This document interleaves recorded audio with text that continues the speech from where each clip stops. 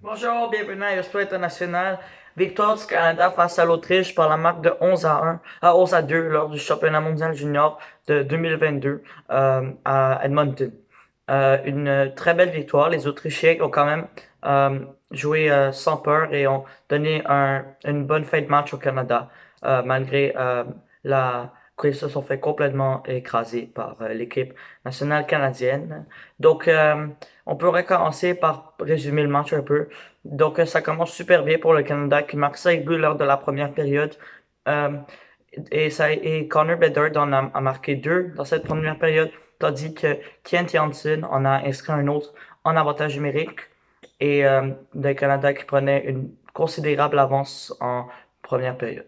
Dans la deuxième période, il y avait seulement un but pour le Canada, mais c'était le troisième de Connor Bedard qui complétait un tour du chapeau et il est devenu le premier joueur de 16 ans à marquer un tour du chapeau depuis Wayne Gretzky, qui est le seul autre à avoir réussi cet exploit lors d'un match de championnat mondial junior à 16 ans. Je vais vous parler un peu plus tard de ça, là, mais l'Autriche qui a réussi à s'inscrire au pointage au cours de la deuxième période et n'a techniquement pas perdu la deuxième période puisque le score était de 1-1. C'est au cours de début des équipes qui se sont déroulées pendant cet instant. Et c'était une erreur un peu du gardien canadien qui a provoqué un but de l'Autriche.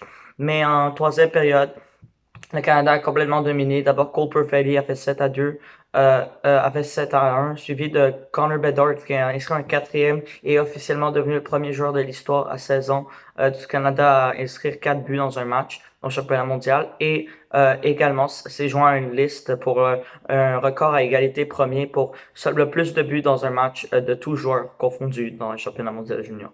Et par la suite, McTavish a fait 9 et 10 à 1.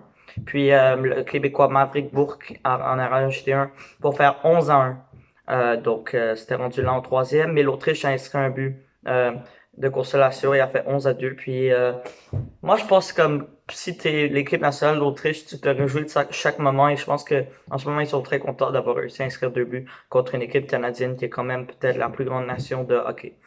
Euh, donc, je vais vous parler de Connor Bedard. Là, je vous en avais parlé lors de ma dernière émission. Mais reste que là, il a prouvé qu'il est vraiment un joueur incroyable. Il va être une future star dans la LNH, ça c'est sûr. Peut-être même le meilleur joueur de la ligue.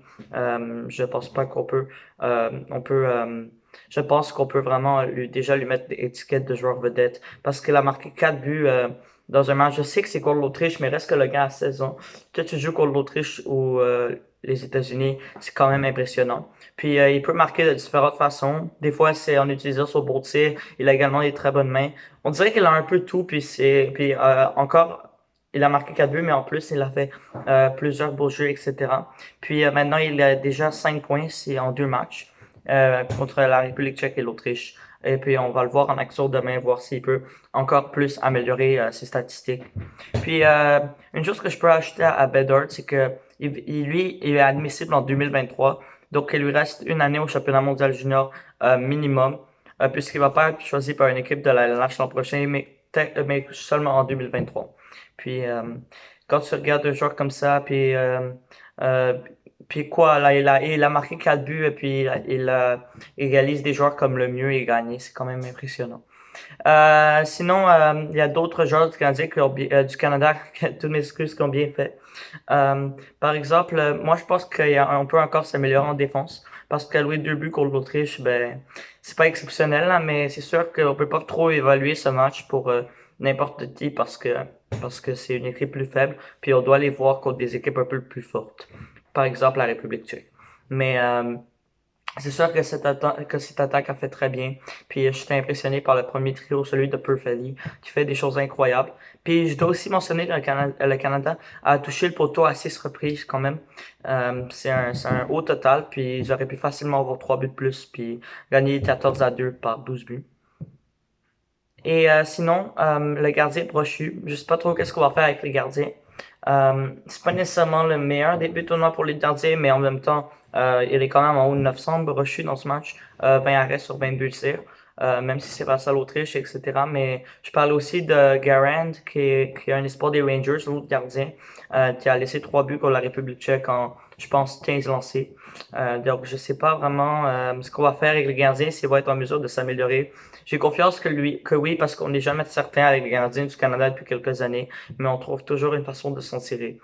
Je dois aussi parler, il y a un match États-Unis contre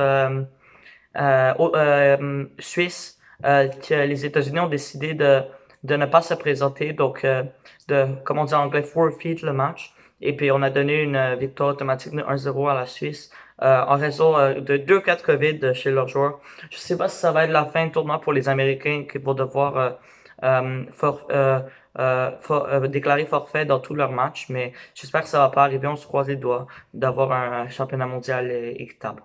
Et aussi, une brave parenthèse sur les Canadiens qui disputent un match ce soir. Raphaël Harvey-Pinard a marqué son premier but dans la Ligue nationale de hockey.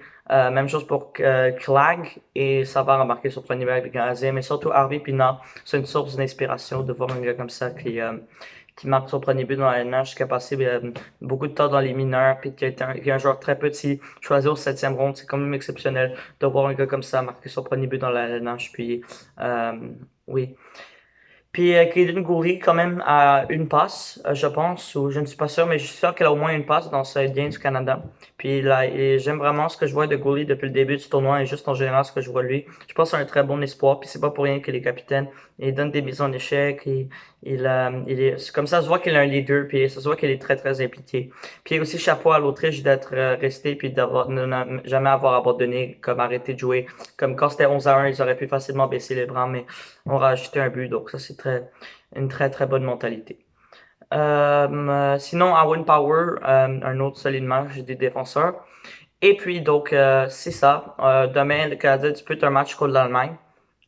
Puis on verra est-ce qu'on va être capable d'avoir une autre victoire pour démarrer le tournoi avec 3 victoires, aucune défaite, avant d'amorcer un match contre la Finlande le 31. Ce qui sera probablement le match qui va être terminé, qui va être premier du groupe.